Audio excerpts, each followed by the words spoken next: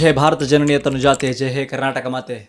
Welcome back to ಮತ್ತೊಂದು ಹೊಸ episode thanks with ಅಂಕಲ್ಗೆ.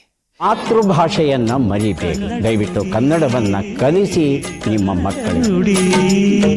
ಇವತ್ತಿನ ಎಪಿಸೋಡಲ್ಲಿ ನಾವು ಭಾರತದ ಅನೇಕ ರಾಜರುಗಳ ಬಗ್ಗೆ ಮಾತಾಡ್ತಾ ನಾನೊಬ್ಬ ರಾಜನ ಬಗ್ಗೆ ಮಾತಾಡಬೇಕು ಅಂದ್ಕೊಂಡೆ.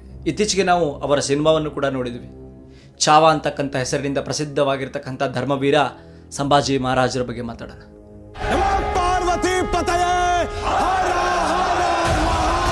ಶಿವಾಜಿ ಅಂತಕ್ಕಂಥ ಒಂದು ಸಿಂಹದ ಗರ್ಭದಲ್ಲಿ ಜನಿಸಿದ ಮರಿ ಸಿಂಹವಿದು. ತಂದೆಯಂತೆಯೇ ಧೈರ್ಯ, ಅದೇ ತೇಜಸ್ಸನ್ನು ಹೊಂದಿದ ಚಿರಯುವಕ. ಬಾಲ್ಯದಲ್ಲೇ ತನ್ನ ತಾಯಿಯನ್ನು ಕಳೆದುಕೊಂಡು ಬೆಳೆದು ಬಂದ ರಾಜನಿವನು. ಇವನ ಆಳ್ವಿಕೆಯ ಸಮಯ ತುಂಬ ಕಡಿಮೆ, ಆದರೆ ಇವನ ಕೆಲಸಗಳು ಎಂದಿಗೂ ಅಜರಾಮರವಾಗಿವೆ.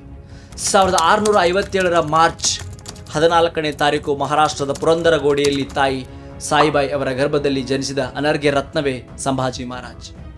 ಮುಂದೆ ಹೇಗೆ ಈ ಸಿಂಹದ ಮರಿ ಮೊಘಲರ ನಿದ್ದೆ ಕೆಡಿಸಿ ತನ್ನ ತಂದೆಯ ಕನಸಾದ ಸ್ವರಾಜ್ಯದ ಹಾದಿಯಲ್ಲಿ ಹೇಗೆ ಮುಂದುವರಿದ ಅನ್ನೋದನ್ನು ನೋಡೋಣ. ಅದಕ್ಕೂ ಮೊದಲು ಯಾರೆಲ್ಲ ನಮ್ಮ ಚಾನಲ್ಗೆ ಇನ್ನೂ ಸಬ್ಸ್ಕ್ರೈಬ್ ಮಾಡ್ಕೊಂಡಿಲ್ಲ, ದಯವಿಟ್ಟು ಸಬ್ಸ್ಕ್ರೈಬ್ ಮಾಡ್ಕೊಳ್ಳಿ ಅಂತ ಕೇಳ್ತಾ ಇದ್ದೀನಿ. ಬನ್ನಿ, ಶಂಭು ಮಹಾರಾಜನ ಬಗ್ಗೆ ಇನ್ನಷ್ಟು ವಿಷಯಗಳನ್ನು ತಿಳಿದುಕೊಳ್ತಾ ಹೋಗೋಣ. ಅವನ ವ್ಯಕ್ತಿತ್ವ ಎಂಥದ್ದು, ಅವನಿಗೆ ಧರ್ಮವೀರ ಅಂತಕ್ಕಂಥ ಹೆಸರು ಯಾಕೆ ಬಂತು, ಅವನೊಬ್ಬ ಇಲ್ಲದಿದ್ದರೆ ಅವತ್ತು ದಕ್ಕನ್ ಪ್ರದೇಶದಲ್ಲಿ ಏನೆಲ್ಲ ಆಗಿಬಿಡ್ತಿತ್ತು ಅನ್ನೋದನ್ನು ತಿಳಿಯೋಣ. ಅದು ಸುಮಾರು 1689 ಮಾರ್ಚ್ 10ನೇ ಸಮಯ. ಬಹದ್ದೂರ್ಗಢ ಕೋಟೆಯಲ್ಲಿ ಮೊಘಲರ ಭಾರೀ ಸೇನೆ ನೆರೆದಿತ್ತು. ಅಲ್ಲಿ ಮೊಘಲ ರಾಜ ಔರಂಗಜೇಬ ಮತ್ತು ಅವನ ಮಕ್ಕಳಿದ್ದರು. ಇವರೆಲ್ಲರ ಮುಂದೆ ಸಿಂಹದ ಮರಿಯಂತೆ ನಿಂತವ ಸಂಭಾಜಿ ಮಹಾರಾಜ್. ಅಲ್ಲಿ ಅವತ್ತು ಔರಂಗಜೇಬ್ ಶಂಭುವಿನ ಮುಂದೆ ಒಂದೆರಡು ಆಯ್ಕೆಗಳನ್ನು ನೀಡ್ತಾನೆ. ನೀನು ಇಸ್ಲಾಂಗೆ ಮತಾಂತರವಾಗಬೇಕು, ಮತಾಂತರವಾದರೆ ನಿನ್ನನ್ನು ಬಿಟ್ಟು ಕಳಿಸ್ಬಿಡ್ತೇನೆ. ಒಂದು ವೇಳೆ ನೀನು ಇಸ್ಲಾಂಗೆ ಮತಾಂತರವಾಗದಿದ್ದರೆ ನಿನ್ನ ಸಾವು ಅತ್ಯಂತ ಕ್ರೂರವಾಗಿರುತ್ತದೆ ಅಂತ ಹೇಳಿ ಒಂದು ಎಚ್ಚರಿಕೆಯನ್ನು ಸಹ ನೀಡಿರ್ತಾನೆ. ಒಂದು ವೇಳೆ ಶಂಭುವಿನನ್ನು ಹೊರತುಪಡಿಸಿ ಅಲ್ಲಿ ನೀವು ಯಾರಾದರೂ ಇದ್ದಿದ್ದರೆ ಅವರ ಮಾತಿಗೆ ಒಪ್ಪಿಕೊಂಡು ಬಿಡ್ತಿದ್ವೇನು. ಆದರೆ ಅಲ್ಲಿದ್ದದ್ದು ಸ್ವರಾಜ್ಯದ ಕನಸು ಕಂಡಿದ್ದ ಶಿವಾಜಿ ಮಹಾರಾಜನ ಗರ್ಭದಲ್ಲಿ ಜನಿಸಿ ಬಂದವ. ಅದು ಹೇಗೆ ಮೊಘಲ ದೊರೆಯ ಮುಂದೆ ಮಂಡಿ ಊರಿ ಬಿಡ್ತಾನೆ ಹೇಳಿ. ಅವನ ಮಾತಿಗೆ ಬೆಲೆ ಕೊಡದಂತೆ ಬಂಡೆಯಂತೆ ನಿಂತಿದ್ದ ಸಂಭಾಜಿ ಮಹಾರಾಜ್. ಇದಾದ ಬಳಿಕ ಮೊಘಲರು ಶಂಭು ಮಹಾರಾಜನಿಗೆ ವಿಚಿತ್ರವಾಗಿರ್ತಕ್ಕಂಥ ಹಿಂಸೆಗಳನ್ನು ಕೊಡಲು ಪ್ರಾರಂಭಿಸಿದರು. ಕೊನೆಗೆ ಅವನ ಕಣ್ಣುಗಳನ್ನು ಕಾಯ್ದ ಕಬ್ಬಿಣದಿಂದ ತೆಗೆದರು, ಅವನ ನಾಲಿಗೆಯನ್ನು ಸೀಳಿದರು, ಅವನ ಕೈ ಕಾಲಿನ ಉಗುರುಗಳನ್ನು ತೆಗೆದುಹಾಕಿದರು, ಅವನ ದೇಹದ ಚರ್ಮವನ್ನು ಒಂದು ಕಡೆಯಿಂದ ಸಂಪೂರ್ಣವಾಗಿ ಕೀಳಲಾರಂಭಿಸಿದರು. ಇದಷ್ಟೇ ಅಲ್ಲದೆ ಕೊನೆಗೆ ವ್ಯಾಘ್ರನಕ ಎಂತಕ್ಕಂಥ ಆಯುಧದಿಂದ ಆತನ ದೇಹವನ್ನು ಸೀಳಿ ಹಾಕಿದರು. ಇದೆಲ್ಲವನ್ನು ಅನುಭವಿಸುತ್ತಿದ್ದ ಸಂಭಾಜಿ ಬಾಯಿಂದ ಬಂದಿದ್ದು ಒಂದೇ ಒಂದು ಮಾತು, ಜಗದಂಬ. ಇದೊಂದು ಶಬ್ದವನ್ನು ಹೊರತುಪಡಿಸಿದರೆ ಸಂಭಾಜಿ ಬಾಯಿಯಲ್ಲಿ ಯಾವುದೇ ಮಾತಿರಲಿಲ್ಲ. ಆದರೆ ಇದೆಲ್ಲವನ್ನು ತಾಳಲಾರದೆ ಸಂಭಾಜಿಯ ದೇಹ ನೆಲಕ್ಕೆ ಬಿದ್ದಿತ್ತು. ಆದರೆ ಸಂಭಾಜಿಯ ಉಸಿರು ಸ್ವರಾಜ್ಯವನ್ನು ಬಯಸ್ತಾ ಇತ್ತು, ಸ್ವಧರ್ಮದ ರಕ್ಷಣೆಗಾಗಿ ಪರಿತಪಿಸ್ತಾ ಇತ್ತು. ತನ್ನ ದೇಹದಿಂದ ಬೀಳುವ ಒಂದೊಂದು ಹನಿ ನೆತ್ತರು ಈ ನಾಡಿನ ಹಿಂದೂಗಳ ಸ್ವಾಭಿಮಾನವನ್ನು ಗಟ್ಟಿಗೊಳಿಸುತ್ತದೆ, ದೇಶ ಮತ್ತು ಧರ್ಮದ ಮೇಲೆ ಅವರ ಸ್ವಾಭಿಮಾನ ಇಮ್ಮಡಿಗೊಳಿಸುತ್ತದೆ ಎಂದು ಅಂದ್ಕೊಳ್ತಾ ಇದ್ದ ಶಂಭು ಮಹಾರಾಜ. ಸ್ವರಾಜ್ಯವೆಂಬುದು ಶಿವಾಜಿ ಮಹಾರಾಜರ ಬಹುದೊಡ್ಡ ಕನಸಾಗಿತ್ತು. ಬಿಜಾಪುರದ ಆದಿಲ್ ಶಾಹಿಗಳು ಇಲ್ಲಿ ದಕ್ಷಿಣದಲ್ಲಿ ಪ್ರಬಲರಾಗಿದ್ದರೆ ಉತ್ತರವಾಗಿ ವಶಪಡಿಸಿಕೊಂಡಿದ್ದ. ಅವತ್ತಿಗೆ ಹಿಂದೂಗಳಾಗಲಿ ಅಥವಾ ಇಲ್ಲಿನ ಭಾರತದ ಸ್ವದೇಶಿ ರಾಜರಿಗಳಿಗಾಗಲಿ ಇಲ್ಲಿ ಸ್ಥಳವಿರಲಿಲ್ಲ. ಒಂದು ವೇಳೆ ಅವರುಗಳಿದ್ದರೂ ಮೊಘಲರು ಅಥವಾ ಶಾಹಿ ಸುಲ್ತಾನರ ಸಾಮಂತರಾಗಬೇಕಿತ್ತು, ಅಥವಾ ಅವರ ಕಣ್ಣಿಗೆ ಬೀಳದಂತೆ ಎಲ್ಲೋ ರಾಜ್ಯವನ್ನು ಕಟ್ಟಿಕೊಂಡು ಬಾಳಬೇಕಿತ್ತು. ಇಲ್ಲಿ ಭಾರತದ ಸ್ವದೇಶಿಯ ರಾಜರುಗಳು ಹುಟ್ಟಿಕೊಳ್ಳುವುದೇ ಇಲ್ಲ ಅಂತಕ್ಕಂಥ ಸಮಯದಲ್ಲಿ ಶಾಹಿ ಮತ್ತು ಮೊಘಲ್ ಸಾಮ್ರಾಜ್ಯದ ಮೂಗಿನ ಕೆಳಗೆ ಹಿಂದವಿ ಸಾಮ್ರಾಜ್ಯವನ್ನು ಕಟ್ಟಿದ್ದ ಛತ್ರಪತಿ ಶಿವಾಜಿ ಮಹಾರಾಜ್. ಸನಾತನ ಧರ್ಮದ ಉಳಿವಿಗಾಗಿ, ಹಿಂದವಿ ಧರ್ಮದ ರಕ್ಷಣೆಗಾಗಿ ಹುಟ್ಟಿಕೊಂಡ ಅನರ್ಘ್ಯ ರತ್ನವೇ ಶಿವಾಜಿ ಮತ್ತು ಸಾಯಿಬಾಯಿ ಅವರ ಪುಣ್ಯ ಗರ್ಭದಲ್ಲಿ ಜನಿಸಿದವನು ಸಂಭಾಜಿ. ತನ್ನ 11ನೇ ವಯಸ್ಸು ಔರಂಗಜೇಬನನ್ನು ಭೇಟಿಯಾಗಕ್ಕೆ ಹೋಗಿರ್ತಾನೆ. ಅಲ್ಲಾಗಿರ್ತಕ್ಕಂಥ ಅವಮಾನವನ್ನು ಶಿವಾಜಿ ಖಂಡಿಸಿದ್ದಕ್ಕಾಗಿ ಔರಂಗಜೇಬ್ ಇವರಿಬ್ಬರನ್ನು 1 ವರ್ಷಗಳ ಕಾಲ ಗೃಹ ಬಂಧನದಲ್ಲಿಡ್ತಾನೆ. ಅಲ್ಲಿಂದ ಔರಂಗಜೇಬನ ಕಪಿಮುಷ್ಟಿಯಿಂದ ತಪ್ಪಿಸಿಕೊಂಡು ಬಂದಿದ್ದು ಅದೊಂದು ಇತಿಹಾಸವೇ ಹೌದು. ಅದು ಯಾವುದೇ ಚಿತ್ರದ ಕ್ಲೈಮ್ಯಾಕ್ಸ್ಗೂ ಕೂಡ ಕಮ್ಮಿ ಇರಲಿಲ್ಲ. ಹಾಗೂ ಅದನ್ನು the great escape of the world ಅಂತಲೂ ಕರೀಬಹುದು.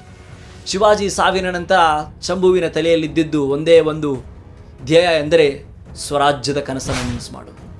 ಅದಕ್ಕಾಗಿ ತನ್ನ ಸರ್ವಸ್ವವನ್ನು ತ್ಯಾಗ ಮಾಡಲು ಸಿದ್ಧನಾಗಿದ್ದ ಸಂಭಾಜಿ ಮಹಾರಾಜ್ ತನ್ನ 2ನೇ ವಯಸ್ಸಿನಲ್ಲಿ ತನ್ನ ತಾಯಿಯನ್ನು ಕಳೆದುಕೊಳ್ತಾನೆ. ತನ್ನ ಅಜ್ಜಿಯಾಗಿರ್ತಕ್ಕಂಥ ಜೀಜಾಬಾಯಿ ಅಂದರೆ ಶಿವಾಜಿಯ ತಾಯಿಯೊಡನೆ ಬೆಳೀತಾನೆ. ಎಲ್ಲವೂ ಅವನನ್ನು ಧರ್ಮವೀರನನ್ನಾಗಿ ಮಾಡಲು ಪ್ರೇರೇಪಿಸಿತ್ತು. 23ನೇ ವಯಸ್ಸಿಗೆ ಸಿಂಹಾಸನವನ್ನೇರಿದ್ದ ಸಂಭಾಜಿ ಮಹಾರಾಜ್. ಆದರೆ ಇಲ್ಲಿ ಆತನ ಮಲತಾಯಿ ತನ್ನ ಮಗನಾದ ರಾಜಾರಾಮನಿಗೆ ಪಟ್ಟವನ್ನು ಕಟ್ಟಿರ್ತಾರೆ.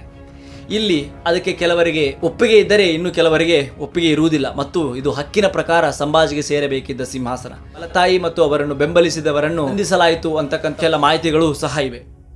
ಇದಾದ ಬಳಿಕ ಸಂಪೂರ್ಣ ರಾಜನಾಗಿ ಮರಾಠರ ಗದ್ದಿಗೆ ಏರುತ್ತಾನೆ ಸಂಭಾಜಿ. ಇದಾದ ಬಳಿಕ ಕೇವಲ 9 ವರ್ಷಗಳಲ್ಲಿ 120ಕ್ಕೂ ಹೆಚ್ಚು ಯುದ್ಧಗಳನ್ನು ಮಾಡ್ತಾನೆ. ಮೊಘಲರಿಗೆ ಸೇರಿದ ಅನೇಕ ಕೋಟೆಗಳ ಮೇಲೆ ದಾಳಿ ಮಾಡುತ್ತಾನೆ. ಅಲ್ಲಿ ಒಂದಿಷ್ಟು ಸಂಪತ್ತು ದೊರೆಯುತ್ತದೆ, ಒಂದಿಷ್ಟು ಶತ್ರುಗಳಿಗೆ ಹಿನ್ನಡೆಯೂ ಸಹ ಆಗುತ್ತದೆ.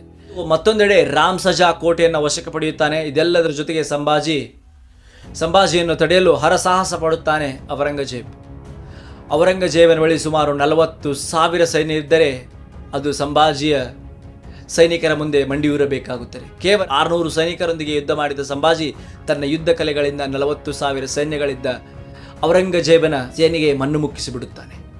ಕೇವಲ ಔರಂಗಜೇಬ್ ಮಾತ್ರವಲ್ಲದೆ ಸಂಭಾಜಿ ಮಹಾರಾಜ್ ಪೋರ್ಚುಗೀಸರ ಮೇಲೂ ಸಹ ದಾಳಿಯನ್ನು ಮಾಡ್ತಾನೆ. ಅವರನ್ನು ಹಣ್ಣುಗಾಯಿ ನೀರುಗಾಯಿ ಮಾಡಿಬಿಡುತ್ತಾನೆ. ಸಂಭಾಜಿ ಮತಾಂತರವಾಗುತ್ತಿದ್ದವರನ್ನು ಸಹ ಕಾಪಾಡುತ್ತಾನೆ. ಸಂಭಾಜಿಯ ಕೋಪ ಯಾವ ರೀತಿ ಇತ್ತು ಅಂತ ಹೇಳ್ತಿದ್ರೆ, ಸಂಭಾಜಿಯ ಕೋಪ ಮುಂದೊಂದು ದಿನ ಮೊಘಲರ ಸಿಂಹಾಸನವನ್ನು ಕಿತ್ತು ಬಿಸಾಡಿ ಬಿಡುತ್ತಾನೆ ಎನ್ನುವ ಭಯ ಔರಂಗಜೇಬನಿಗೂ ಸಹ ಇತ್ತು. ಅಲ್ಲಿಂದ ಶುರುವಾಗುತ್ತೆ ಔರಂಗಜೇಬನ ಕುತಂತ್ರದ ಕೆಲಸಗಳು. ಮದವೇರಿದ ಆನೆಯಂತೆ ಮುಂದೆ ಬಂದವರನ್ನೆಲ್ಲ ನೆಲಕ್ಕೆ ಗುದ್ದುತ್ತಾ ಮುಂದೆ ಸಾಗುತ್ತಿದ್ದ ಸಂಭಾಜಿ 1687ರಲ್ಲಿ ಒಂದು ಆಘಾತವನ್ನು ಎದುರಿಸಬೇಕಾಗುತ್ತದೆ. ಅದೇ ಸಮಯದ ಒಂದು ಯುದ್ಧದಲ್ಲಿ ಮರಾಠರ ನೆಚ್ಚಿನ ಸೇನಾಧಿಪತಿ ಹಂಬಿರಾವ್ ಮೋಹಿತೆಯ ಪ್ರಾಣ ಕಳೆದುಕೊಳ್ಳುತ್ತಾರೆ. ಇದರಿಂದ ಸಂಭಾಜಿ ತೀವ್ರವಾಗಿ ಕುಗ್ಗಿಬಿಡುತ್ತಾನೆ. ಇದಷ್ಟೇ ಅಲ್ಲದೆ ಇದೆಲ್ಲದರ ಜೊತೆಗೆ ಮೊಘಲರ ಗೂಢಾಚಾರಿಗಳು ಮರಾಠ ಸೈನ್ಯವನ್ನು ಸೇರಿಬಿಡುತ್ತಾರೆ ಮತ್ತು ಮರಾಠರಲ್ಲಿಯ ಕೆಲ ನಾಲಾಯಕ ನಾಡದ್ರೋಹಿಗಳು ಸಂಭಾಜಿ ಅಡಗಿದ್ದ ಸಂಗಮೇಶ್ವರದ ಜಾಗದ ಬಗ್ಗೆ ಮಾಹಿತಿ ಕೊಟ್ಟುಬಿಡ್ತಾರೆ.